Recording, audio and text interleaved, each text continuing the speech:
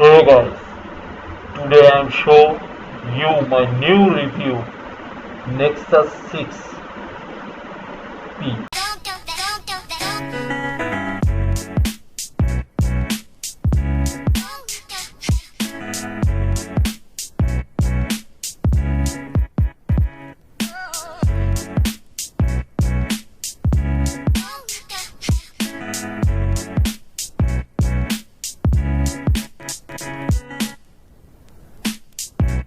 Hey, what is up guys, I'm KBHD here, and this is the larger of the two brother Nexuses that came out this year, Nexus 6P. It's the successor to the Nexus 6, and the P apparently stands for premium, which I think is fitting. This is one of the most anticipated smartphones of the year before it came out, and after using it for nearly a month, I can say it has lived up to a lot of the hype, which is hard to do for a smartphone nowadays, and it's quickly become one of my favorite smartphones right now for a bunch of reasons.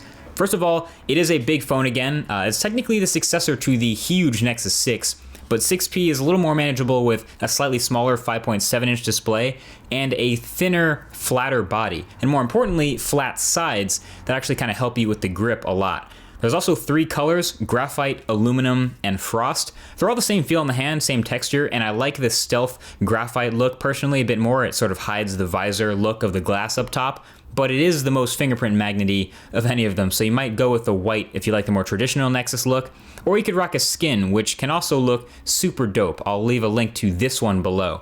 But yeah, Nexus 6P has a super premium build, all metal all the way around, these chamfered edges, and a nice bit of weight to it. And it has these ridged power buttons next to the volume buttons, all of which are relatively clicky and decently tactile. And overall, it's definitely fitting in the premium package with its industrial design and the material choices. It's top notch, which is always awesome to see in a Nexus. The hump on the back of the phone with the camera and the flash and the window for radios to pass through, it's really not all that bad, and it actually spans the whole width of the phone, kind of like the Droid X back in the day, so it still sits flat enough on a table to type without rocking. I personally don't mind it, and it actually kind of helps tell which side is up when grabbing the phone without looking. The only weird part of the build for me was the bottom back panel, which felt slightly more raised on one side than the other, like it kind of didn't quite fit on my review unit Nexus 6P, but my retail units were just fine. One of the coolest new pieces of hardware with the new Nexuses, or is it Nexi? I'm gonna go with Nexuses unless someone from Google corrects me. One of the coolest new pieces of Nexus hardware is the fingerprint reader on the back, dubbed Nexus Imprint. It's really good, and knowing how good some of Huawei's other fingerprint readers are, this shouldn't be much of a surprise, but the touch to unlock was really quick with this one, and I really got used to it being there on the back of the phone, right where my index finger rests, to the point where I'd reach into my pocket and grab the phone with an unlocking grip, and then it would just be ready to go before I even got it up to my face. So the unlock is just as fast as using the power button here, but obviously way more secure. The only real downside to it being on the back is if your phone's sitting on a table or something, you either have to use that pattern unlock or I guess pick up the phone to physically unlock it. A little less convenient, but I got used to it. All right, so continuing with the theme of premium, up on the front of this guy you have a beautiful, crispy 5.7-inch Quad HD OLED display. This isn't a huge upgrade on paper. Nexus 6 had a Quad HD OLED display too, but this one is slightly better, slightly brighter, slightly less pink at low brightness, which is a nice improvement, slightly better viewing angles before it rainbows out, and slightly more accurate color. It still pops like an AMOLED should, but color accuracy is tight with this one. It's a latest generation Samsung panel, so it should be. I'd put this display right up near the top for any smartphone, short of the Galaxy Note 5, which seemed to get really bright. But overall, thumbs up for the screen on the Nexus 6P. Oh, and the wallpaper link is right below that like button. You're welcome. Now, you've probably already noticed that the display is flanked by a pair of front-facing stereo speakers. They're outstanding speakers. Really big, loud, crisp, full sound, easily comparable to like boom sound from an HTC One M9 or Moto X Pure speakers. I've said it before, this makes for an awesome music listening experience, awesome video watching, awesome gaming, awesome conference calls, awesome alarm clock.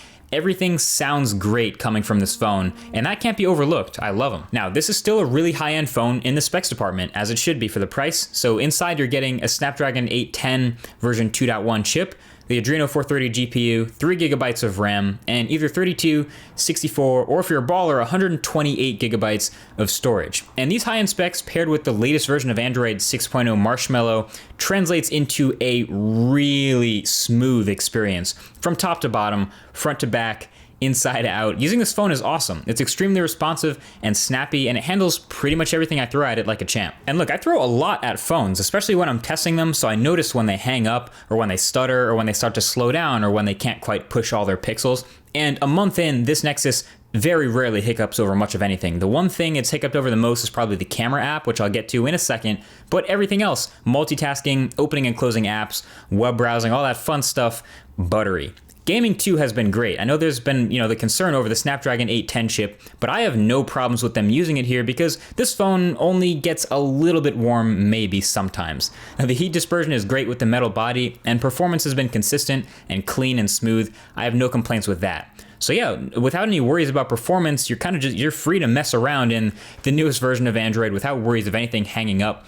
And Marshmallow has been pretty great so far. Right out the box, there are less pre-installed apps, so you have the option to install most of Google's stuff from the Play Store.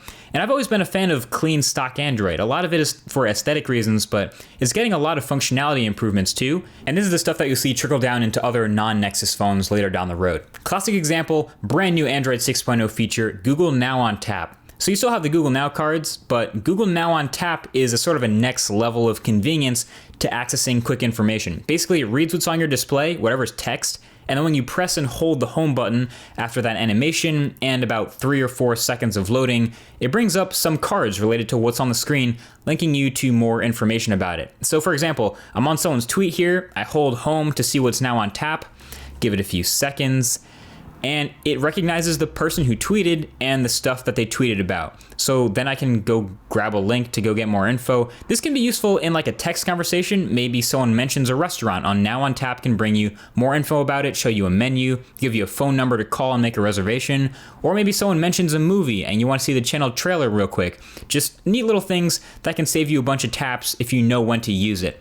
But the thing is, it's really inconsistent right now. Sometimes I hold down and there's nothing on tap, even when I was hoping to see something specific. And other times I actually tried Now on Tap twice with the exact same thing on my screen, and one time it gave me Interstellar and The Martian, and the next time it gave me Interstellar, The Martian, and Matt Damon. I'm not really sure why it got that the second time, not the first, but yeah, Now on Tap, you can definitely tell it's young, it's early, it has room to grow. I feel like it's in a year or two, it'll be much faster and much more consistent and useful as it evolves. Kind of reminds me of the early days of Google Now when it didn't have nearly as many cards. And yes, you can still access Google Now cards by holding down the home button and hitting the Google G at the bottom. It's always there, just one extra tap to get into it. I kind of miss just swiping up from the home button. But yeah, outside of that, there are plenty of other little new features here and there in Android 6.0. The new Shear card with your most frequent contacts up at the top. The new launcher with your most frequent apps during certain times of the day, also up at the top. The new permissions manager is also much more powerful. You can grant or remove any permissions from any app at the drop of a hat if you wanted to, which puts all the power in the user's hands there. And of course, the battery optimizations on an app-by-app basis as well. The battery life on the Nexus 6P has been pretty damn good. We all know it has a 3450 milliamp hour battery, so even in such a thin form factor, a pretty sizable battery. But with a Quad HD display and all these high-end internals, you don't expect it to get the longest battery life ever. But it does pretty well. I've gotten somewhere between 3 3/4 to 4.5 hours of screen on time, which in my book is like an A minus, especially for a phone of this size. But it's not the screen on time that's so impressive about this phone, it's the standby time. One of the newest features in Android 6.0 Marshmallow is called Doze, which essentially is using the sensors to recognize when the phone is not being used. Sometimes it's face down on a table or it's in a bag or something for a while. So the phone will refresh things in the background more slowly, less often, to save battery. The result is these new phones barely sip any power in standby mode, which is awesome. You can forget to charge your phone with 50% at night and wake up the next day with 48%. And lighter days where you don't use the phone a lot, you can end the day with 30, sometimes 40 or more percent battery left, because you can see in the battery charts where it was dozing and saving a ton of power, which is pretty legit. On top of that, this is a phone with USB Type-C, as you probably saw in the unboxing, and it supports fast charging, so you can get something like 6 or 7 hours of use out of a quick 10-minute charge. No wireless charging here, which is a bit of a bummer for some people, but I always prefer quick charging if I have the choice. Now there's one last big change with these new Nexuses that a lot of people, including me, were curious about, and that's the camera. Nexus 6P is rocking a new 12 megapixel Sony sensor, no optical image stabilization, but an f2.0 aperture, laser autofocus, and a really large pixel size. Apparently this was a sensor originally designed for point and shoots, not smartphone cameras, so that's cool. Here's what's good with the camera. It's pretty solid, definitely way better than any Nexus camera in the past, although that's not a super high bar to clear. And you can double tap the power button from anywhere, including the lock screen, to launch the new Google Camera app, and it's overall quite fast to snap pictures, which gives you a certain confidence when shooting a photo that you're gonna get it. Also, I noticed it's a particularly wide-angle lens on the back-facing camera. And the photos themselves look quite nice. There's a full-size photo gallery on mkbhd.com linked below if you want to check out those full-size images. But here on YouTube, you can see you're getting pretty sharp photos, plenty of detail in those 12 megapixels, not too saturated, but nice color, and overall pretty good looking. It does have a tendency to overexpose though, and dynamic range is probably the biggest weakness. It's not terrible, but you definitely do get blown out highlights pretty frequently, even if you tap to expose the right place. Most of my photos never had any problems in the shadows, but highlights got blown out all the time. Of course, a natural way to fix this is to turn on HDR+, and I did that, it worked, and you can see before HDR, the highlights are blown out, and after HDR, you get your highlights back. So it works like it should. Once you get in low light, Nexus 6P photos start to show some grain, as you'd expect, but they stay surprisingly blur-free for something without optical image stabilization. And basically what it's doing here is cranking the ISO way up and keeping a relatively fast shutter speed to compensate for the lack of stabilization, and then relying on really heavy image processing to get rid of the noise from such a high ISO. You can see in these low light photos, some areas get really soft because of all the noise removal. Turns out, again, the best trick for all of this at night is to use HDR+ again. Takes a little bit slower, but the photo, once it processes, looks a lot better. Check it out, regular shot, HDR+. Regular shot, HDR+. It's definitely, it works. It's keeping a more natural and lively tone for those low light shots and does better with noise.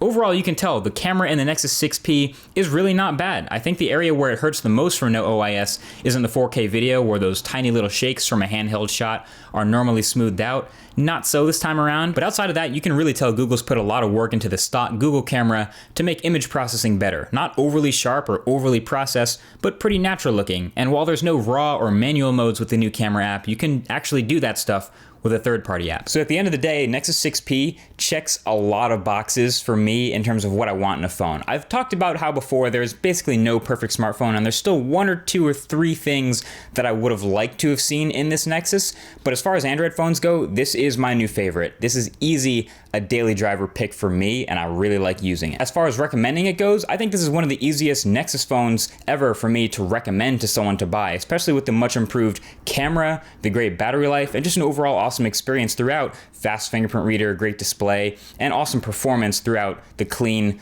bloat-free stock Android. So if you're an Android enthusiast or a smartphone enthusiast, you're pretty much good to go. This is a smartphone that's not going to disappoint you at all in pretty much any way. And if you're just getting into smartphones or just getting into this budget of a smartphone, I still think it's going to be a great smartphone to buy, especially because you'll be right up at the front of the tier for new Android updates and new features and new things that come along with what Google tosses in. So yeah, highly recommended.